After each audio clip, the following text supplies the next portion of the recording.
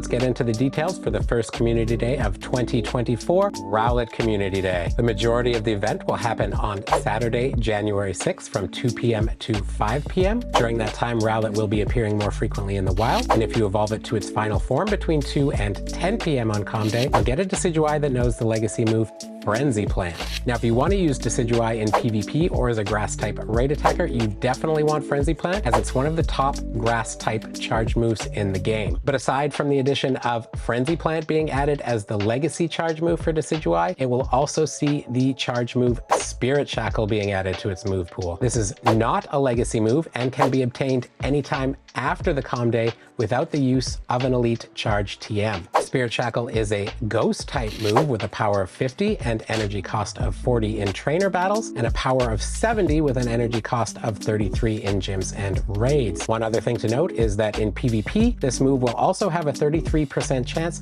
to debuff your opponent's defense by 20%. Now, neither of these moves are going to rock the PvP meta, but we'll talk more about that in the Meta-Relevancy section. First, let's take a look at the bonuses we're going to get for the day, and they include 3 times Stardust, 2 times Candy, and 2 times chance for trainers level 31 and up to receive Candy XL, all from catching Pokemon. We'll also get the standard Community Day bonuses of lure modules and incense, excluding daily adventure incense, lasting for 3 hours when they're activated during the event. We'll get those 5 snapshot encounters, and of course the 1 additional special trade, and all trades requiring 50% less Stardust. There will of course also be research for the Community Day, including those standard event field research, so that will be catching usually 3 Rowlets to earn a reward, such as additional encounters with Rowlet, Stardust, Ultra Balls, and more. And there will be the standard $1 USD timed research ticket available as well. Now, these usually get you some premium items like incense, lure modules, eggs, or star pieces. And they also get you some extra research encounters with the featured Pokemon, so in this case, Rowlet, which means these research have in the past been a good way to get hundos and shundos, because you are just essentially getting more research encounters, which have a higher IV floor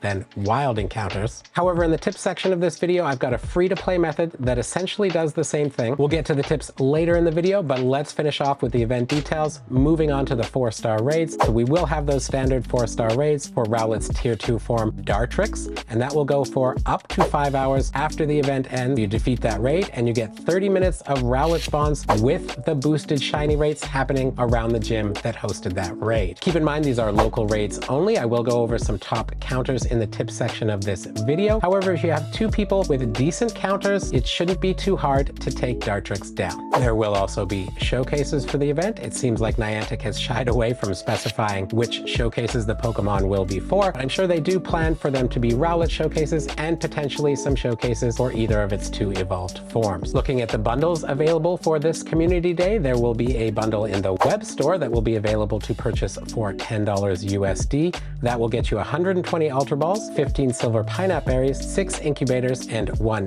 Incense. Personally, I don't really like this bundle, in part because you can only buy it with real money, and the only real premium items are the 6 Incubators and 1 Incense for $10 USD. Not that great. However, there will be 2 in-game store bundles that you can buy with Pokecoins, and this will include a bundle for 1,350 Pokecoins. With that, you will get 50 Ultra Balls, 5 Super Incubators, 1 Elite Charge TM, and 5 Lucky Eggs. Then there will be a second bundle for 480 Pokecoins, and that will get you 30 Ultra Balls, 1 Incense, 3 Super Incubators, and 1 Lure Module. Now, that last one is probably the best and most attainable deal for most people, but if you have the coins, that first bundle is also pretty nice with that Elite Charge TM in there. And then of course we will also get the Community Day stickers from spinning Pokestops and opening gifts, and you can also buy them in the in-game store. Now let's take a look at how these 2 new moves will affect Decidueye's place in the meta. Unfortunately, Decidueye was not super meta relevant before this, but these 2 new moves, Spirit Shackle and especially Frenzy Plant, do help it out a bit. However, it's mainly its mediocre stats that hold it back, and these new moves can only do so much to help that. Taking a look at its base stats, we see that it has a attack of 210, a defense of 179, stamina of 186, and a max CP of 3,137. Now, in terms of using Decidueye as a raid attacker, Frenzy Plant does bring it up a lot in the ranking to number 16 overall as a grass type attacker. Still not meta shifting, but a decent budget grass type attacker that you'll have a lot of candies for after Calm Day if you need to fill out that roster. As a ghost type, the new move added to the game, Spirit Shackle, also brings it up in the rankings a decent amount. However, it's still only ranking 21 overall, or rank 12 excluding Megas and Shadows as a ghost type attacker. Again, it'll be a budget ghost type attacker that you'll have a lot of candies for,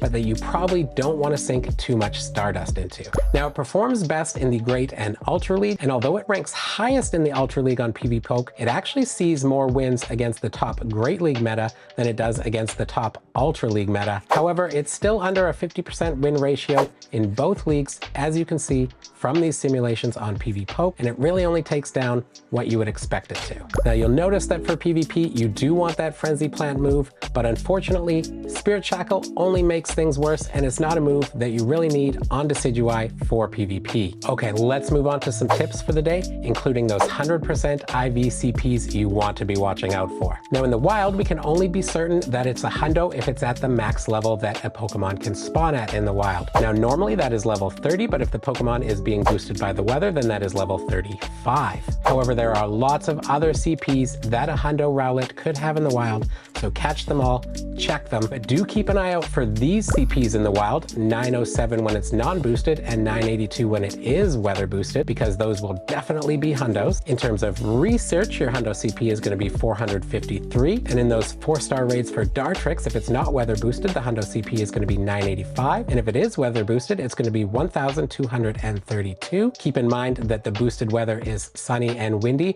for both Rowlet and Dartrix, as they are both grass and flying types. In terms of top counters to take down those Dartrix raids, you're going to want your highest level ice types with ice type moves, because it has a double weakness to ice, being flying and grass. And some of those top counters include Shadow or regular Mamoswine, Mega Rayquaza, Baxcalibur, Galarian Darmanitan, Shadow or regular Weavile, Mega Glalie, Mega Abomasnow, Glaceon, Shadow Porygon Z with an ice moveset, Mega Blaziken, and Mega Gardevoir with triple Axel. Now, if you're going with a Mega, consider Mega Rayquaza. The grass typing gives Dartrix a single weakness to flying, and flying doesn't resist flying, meaning that Mega Rayquaza will not only be a good raid type attacker, but it will also boost your candy gains for the day because it shares that flying type with both Rowlet and Dartrix. And even a Mega Rayquaza with that Dragon Tail fast move, which is a dragon fast move, and that Dragon Ascent charge move, which is a flying charge move, is the number 2 attacker overall to take down Dartrix. So it doesn't need a flying type fast move to be a hard hitter in these raids. Yeah, overall, Mega Rayquaza,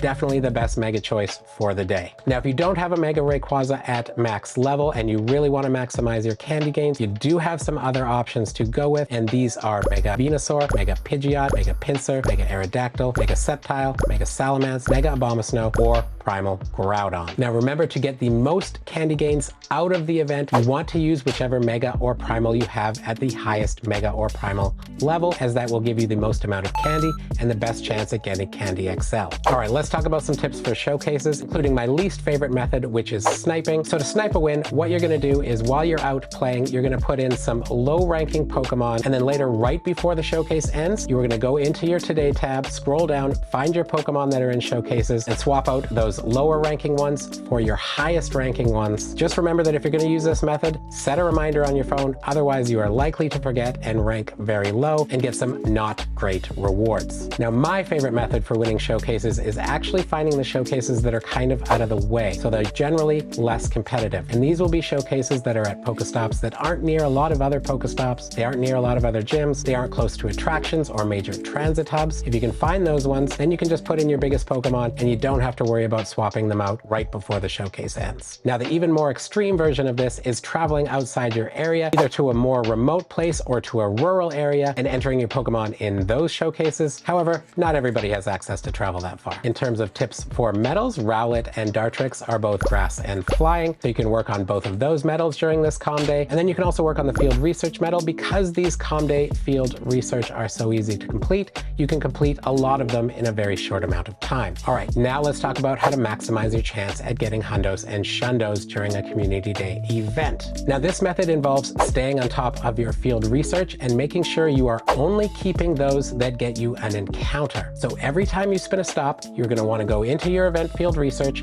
check if it's an encounter. If it isn't, delete it. Once you complete those field research tasks, make sure you go in there and get the encounter as soon as possible before spinning other stops around you. That way, if those stops have any field research encounters, you will get those as well. And then you also want to plan a route that will take you past as many unique Pokestops as possible. Now, when I say route, I don't mean an actual official Pogo route, although you could make it one. That would be a good way to complete routes in the game. But I just mean a route that you can walk that takes you past as many unique stops as possible. And the reason you want to do this is because once you complete a field research task from a stop, you can't get another one from that same stop. So if you're only passing the same set of Pokestops in a loop, you're not going to get as many field research encounters. This method is the best way to increase your chances of getting hundos and shundos without buying that $1 paid timed research. That being said, it only really works if you live or play in an area that has a lot of stops that you can hit over that 3-hour calm day time frame. All right, nothing meta breaking this calm day. A couple new decent charge moves for Decidueye. Hit the like button if you found this video useful. Subscribe for more Pokemon Go news, tips, and live streams. If you're looking for more Pokemon Go content to watch right now, check out one of my 2 videos that are on screen, and we'll see you in the next one, friends.